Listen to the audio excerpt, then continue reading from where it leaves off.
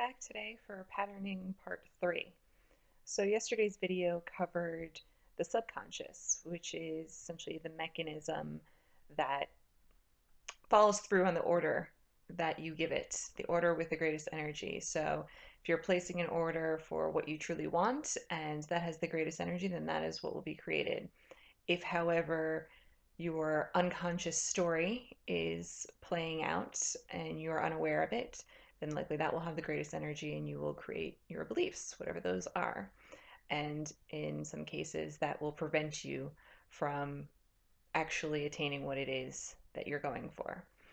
So I've covered now in pretty lengthy detail the difference in terms of what the ego is going for versus what you think you're going for, what you want to be going for, what you want to be creating, and the how that lends itself to getting out your pattern, which is again the custom series of steps that each of us follow, or each of our egos follows, to fulfill limiting beliefs. And so it's what's followed anytime we self-sabotage. So I raised this at the beginning of the week in the context of a question that was posed to me by a friend who asked, well, how do you deal with failure? You know, when you're coaching someone and they tell you, I really wanted something, and you know, in the context of say career, I wanted that job, I wanted that promotion, or I wanted this change in life, and I thought I did everything that I needed to get what I wanted, and yet I didn't.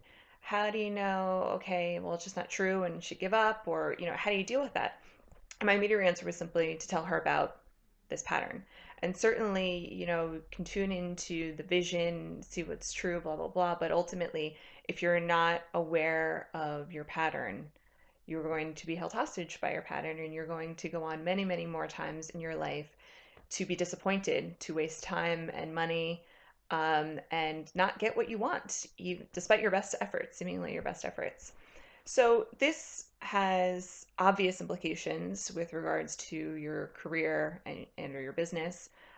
If you're trying to either create a job or create a business or create something in particular within either of those, if you're unaware of the story that your ego is running, then that will always run your life.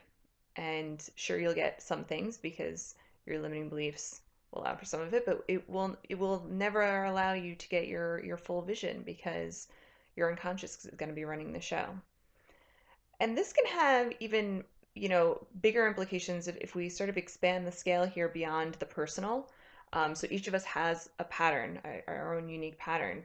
But if we kind of zoom out here and think about this in the context of, say, the corporate world, if you have a big company that has a vision and just doesn't seem to be meeting it, whether it be, you know, company culture or bottom lines, you know, financially, that can be actually an amalgamation of individual personalities and their patterns. So essentially, you know, upper management and their patterns.